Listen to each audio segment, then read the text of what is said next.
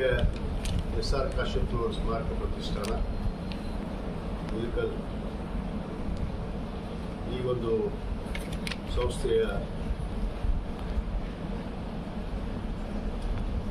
ಅಧ್ಯಕ್ಷನಾಗಿ ಈ ಒಂದು ಪತ್ರಿಕಾ ಗೋಷ್ಠಿಗೆ ತಮಗೆ ಎಲ್ಲ ನಮ್ಮ ಇಳಕಲ್